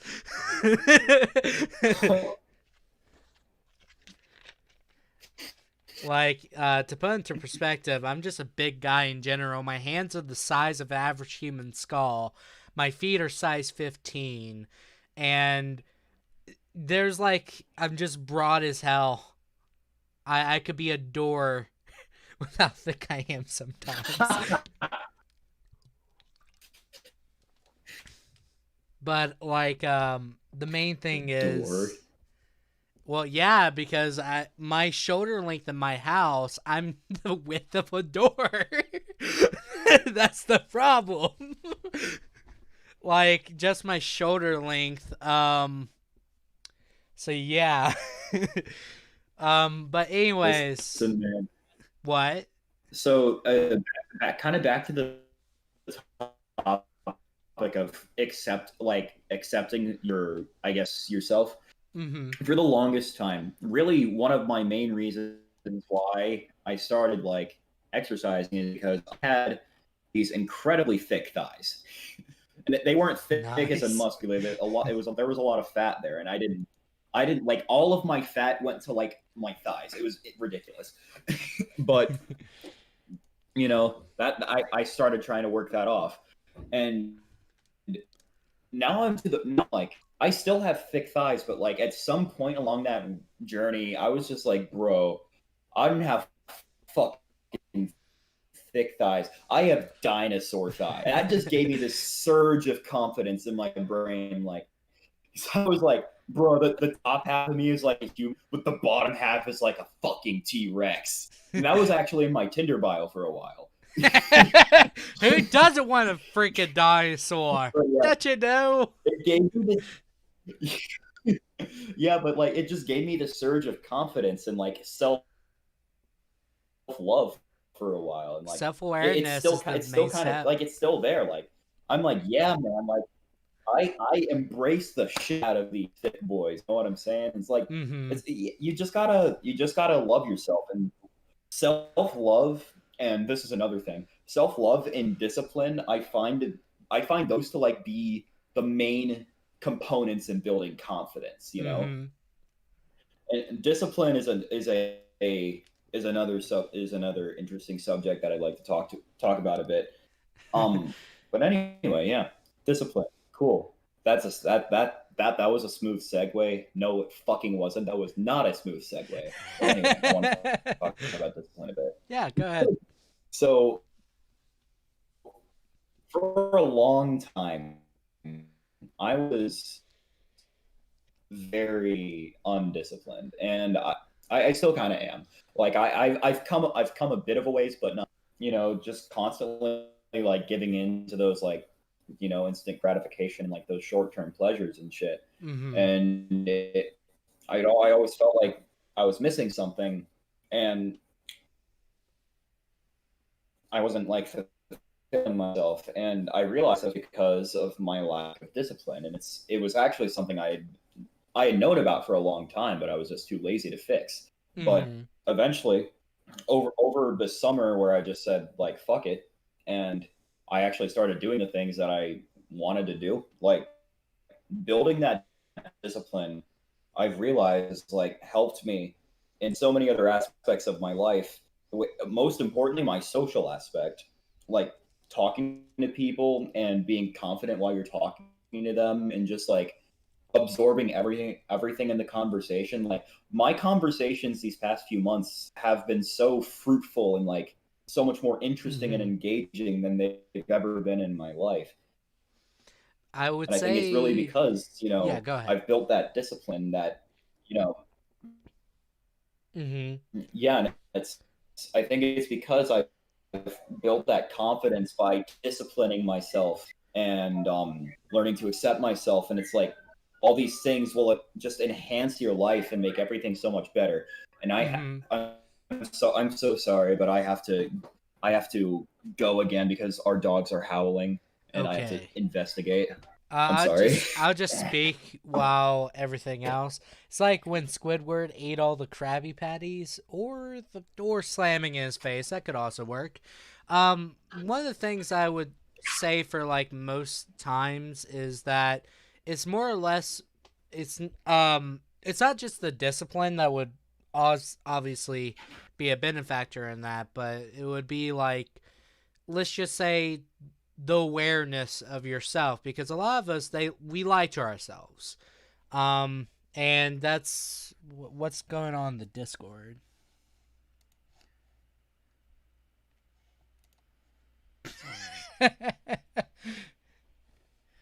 Oh my god, there's a lot of Doki Doki in the. What has been going on in the Discord? Why is it every time with the Discord? Okay, that one's just depressing. That one's just depressing. But relatable. I used to sleep on the floor with just a mattress. I'm just gonna ask, what is going on in the Discord? Trying to oh well, JK, unless what's with all the Doki Doki? How are you guys enjoying the stream?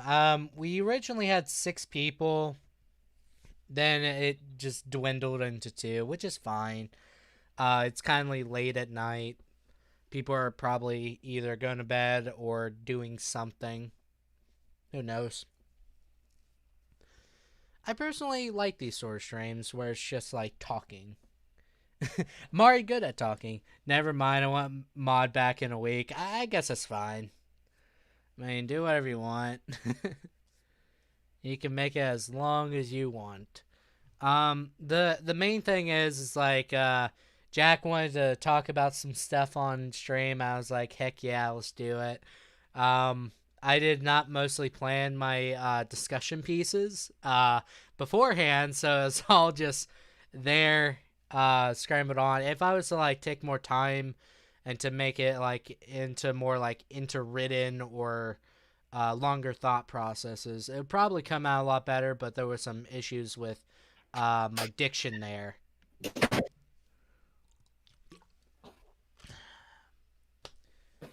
Might do a stream tomorrow. Someone needs to make make gray a wiki feat. Yeah, what the heck is that exactly?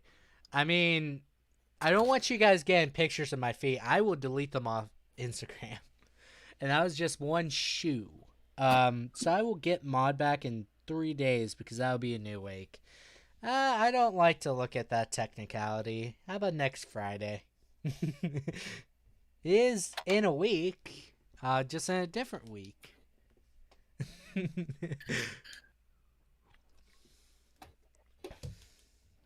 All right, I am back, and I just had to take the dogs out. That Fair. was fun. All Doggos right, need to use the bathroom so sometimes. Oh, foot fetish oh website. Yeah, no. Oh, anyways, I should probably tell you what I was saying before I got distracted.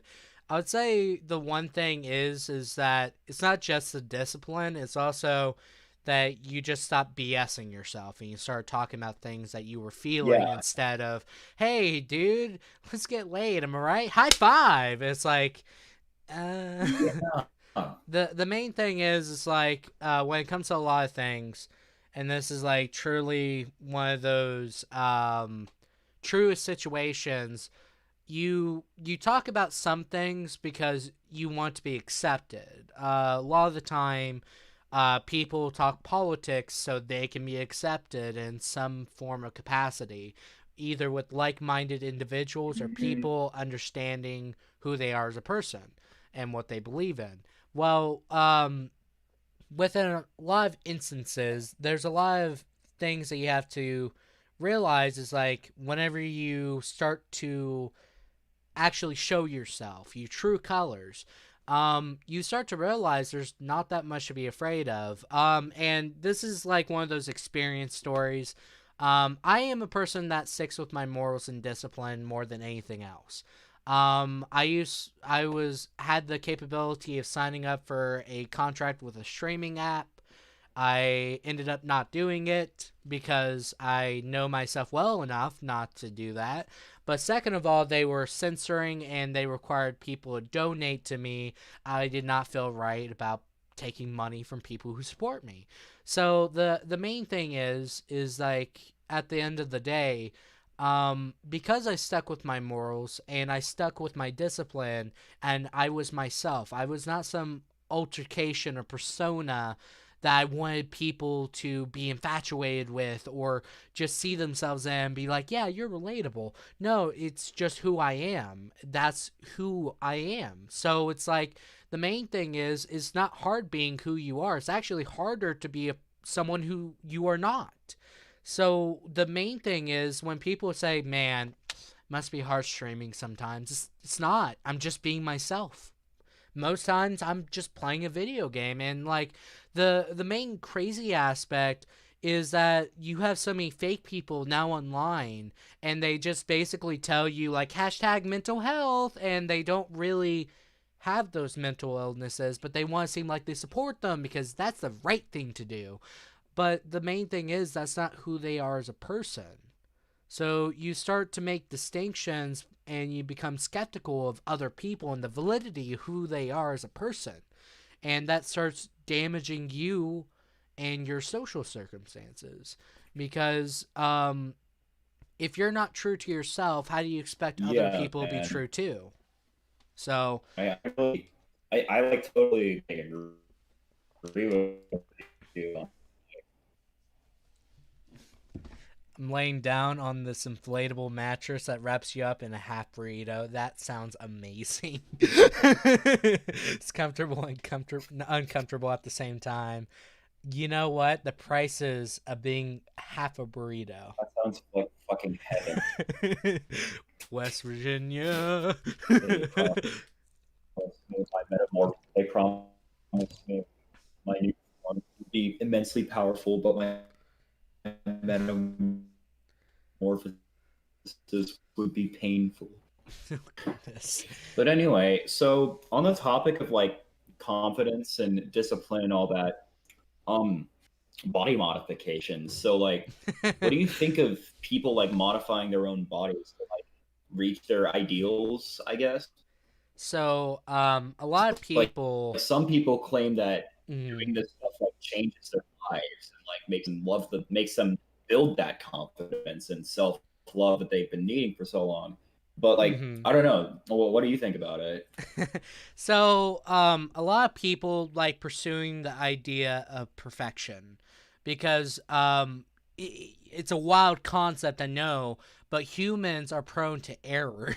So, essentially, a lot of the issues with good old perfection is that it's so hard to Oh, achieve. What?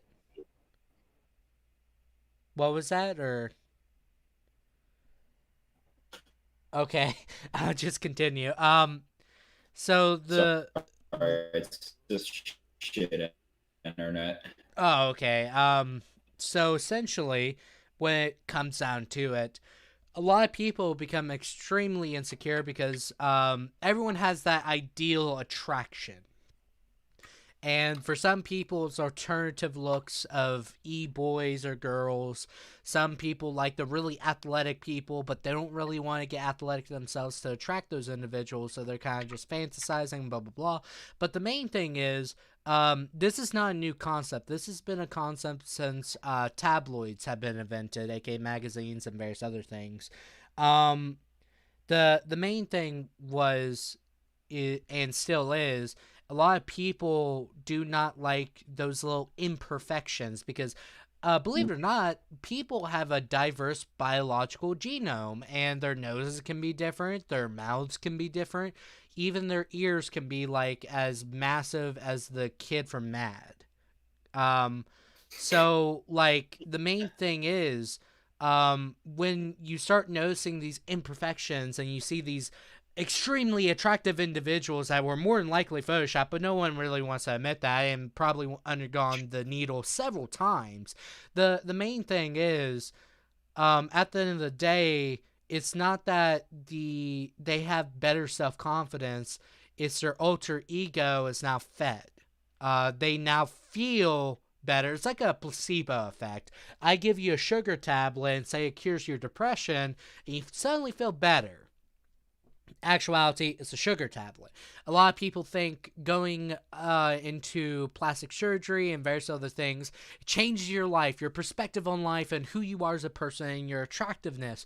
In actuality, it just puts more artificial parts into your body to correct, aka quotation marks, correct imperfections. And the truth is, it's not confidence, it's fake confidence.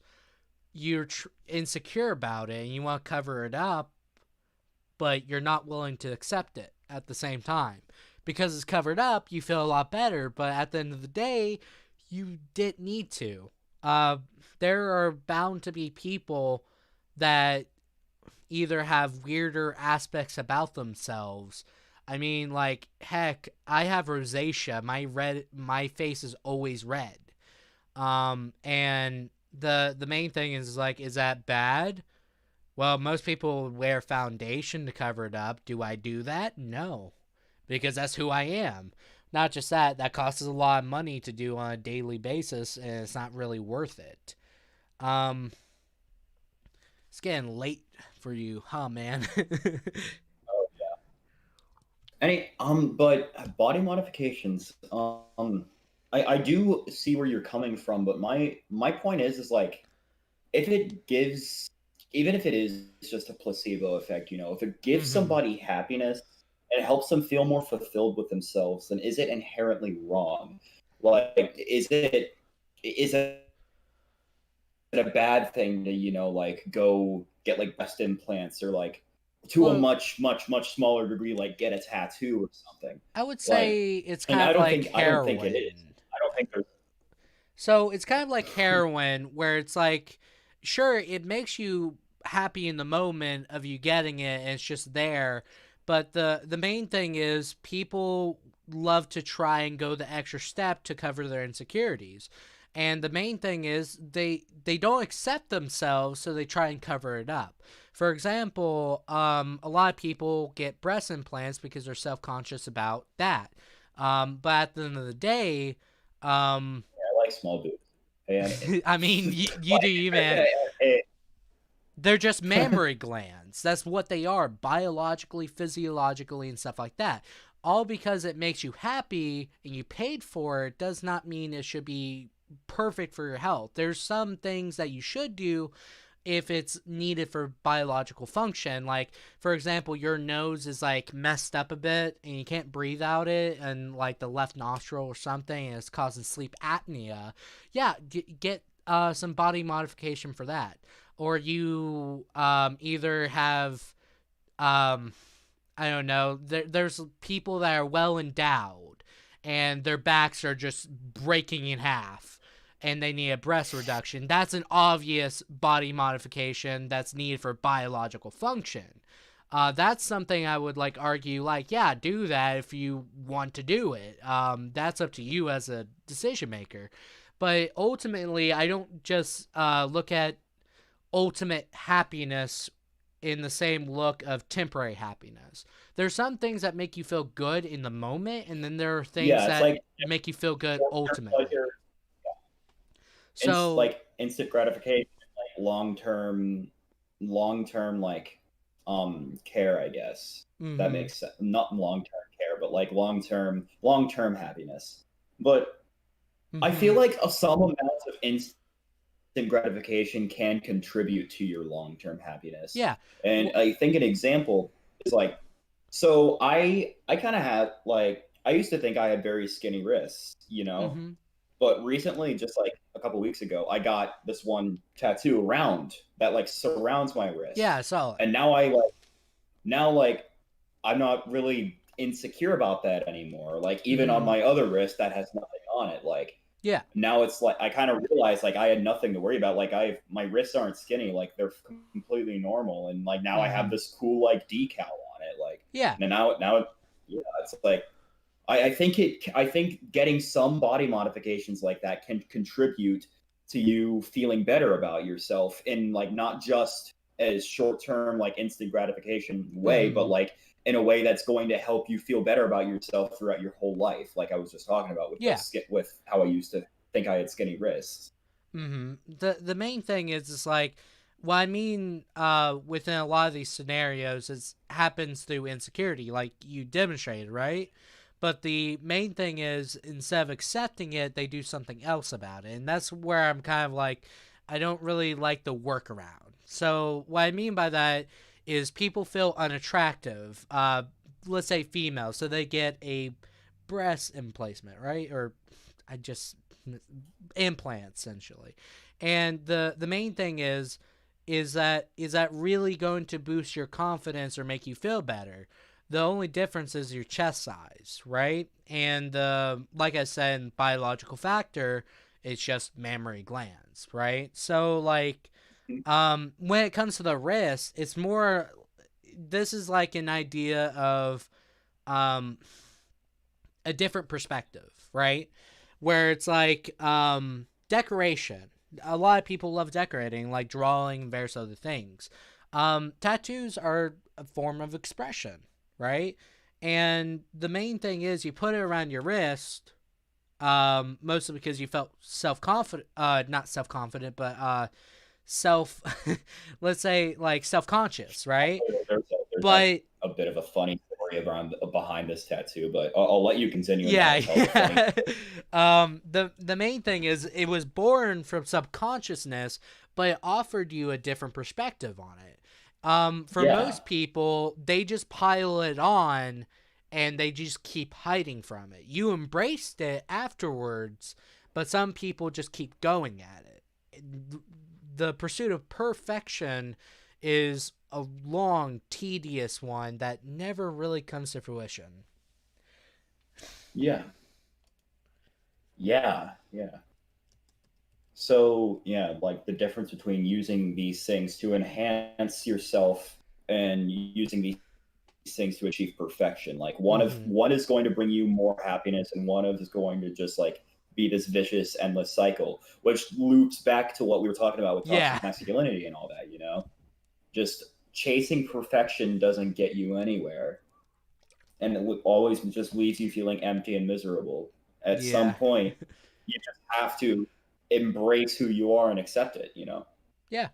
The So anyway, Go ahead. before we end off here, I want to talk a bit. I have a bit of a funny story about this tattoo, Yeah, do it. um, around my wrist. So, last week, or a few weeks ago, I had this really cool idea for a tattoo where it would be this quote, from this song that I hold very, very dear to my heart. And I wanted it to be spiraling down my arm, which you can't deny that does not sound like a badass tattoo. Yeah. Like, fuck, like, I'm still gonna get that one day. But Do it. so I call up all these tattoo places, and the only place that isn't booked like Mm-hmm. through October is this place in Charleston, West Virginia. So I to get everything handled, and I'm emailing back and forth with the tattoo artist.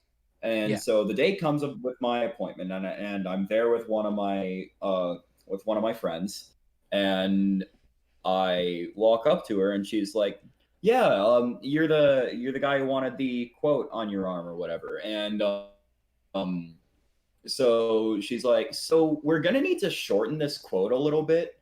And that was my first red flag. Like, I was like, "Wait, if it's spiral," like in my head, I was like, "Wait, if this is gonna be spiraling down my arm, we have more than enough room to fit this entire quote." The one that I was looking at in reference to this, like for this idea, it was a way longer quote than what I'm getting. But anyway, I just was just like, okay, I guess we can cut out a few lines. Like, we can meet in the middle if like we have to. Mm-hmm. So I cut some lines, and then she says something. I forget exactly what she said, but I just go back, and I just let it stew in my brain for a bit. Like, I'm thinking like something's kind of off about this whole appointment. And then it clicks with me, and then I get this idea in my head, and I'm like, fuck. And I look at my emails, and I never mentioned to her that I wanted it spiraling down my arm. Mm-hmm. She was under the impression that I just wanted the quote to be coming down my arm, just like on my inner arm or something. Oh, And so okay. that's why we had to cut. That's why we had to cut a lot from it. So there was this huge communication. Like, I completely forgot to mention this very vital detail for her. And then like I walk over to her, and I'm like, "So I did mention that I wanted it spiraling down my arm, right?" And she was like, "Oh shit." So uh, so we're just like talking back and forth for a bit, and like I'm thinking of ways we can like compromise on this so that like this visit isn't a complete waste of time. Like, I'm thinking in my head, maybe I can just do like having it going down my arm, like not spiraling, but just getting it on my arm. mm-hmm. And I was like, no, I don't want to do that, because like this is a big deal. Oh yeah, also I forgot to mention that this tattoo turns out it would probably cost about like $1,000 some, which, Dude, you're a college student. How you gonna afford that? well, I thought it was all kind of fishy like from the start, because she just had me pay like a $50 deposit, you Yeah. know, and I thought that was kind of weird. Like, this is a pretty elaborate tattoo. Why did I only pay $50 for this? But Yeah. we'll get into how much I actually wound up paying for this tattoo. But whatever. Okay, I gotta get back on track. So I get this. I'm just looking at tattoos, and I get this idea to get this kind of like pattern, like rune pattern, Mm-hmm. like on my wrist and my upper arm. Yeah. So I kind of show the pattern to the tattoo artist, and I'm like, "Hey, can we do this instead, like on my wrist and my upper arm?" She's like, "Yeah, we can do it on your wrist, but I don't think we can do your upper arm today because we have other people." And I'm like, "Okay, understandable. That's fine." Mm-hmm. And so I get the tattoo. Tattoo was $200. Oh.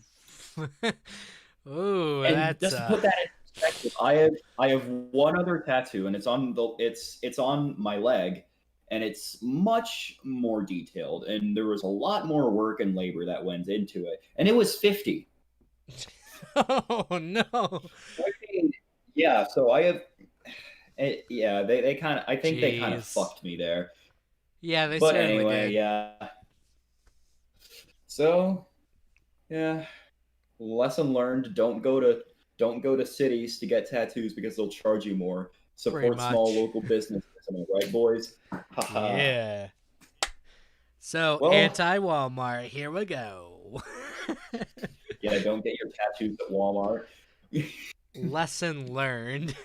Um, Well, well, anyways, I've this has probably been one of the best conversations I've had in a while. Like, I kudos to you, my fellow man. Proverbial handshake. yeah, I'm just shaking there at this point towards my chest pin plushie. Well, you have a great night, and all of you viewers, thank you for tuning in. Thank you for watching the podcast.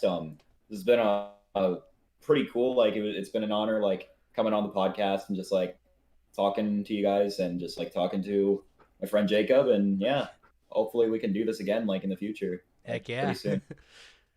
We could probably do it like after we start college again because first of all, the Yeah, internet is stuff to the talk. best. Oh my god, the internet is so much better in our town. So like the main thing is like we could most definitely do it again. Um so hope you guys had a fantastic night. We'll see you guys next time. Peace out.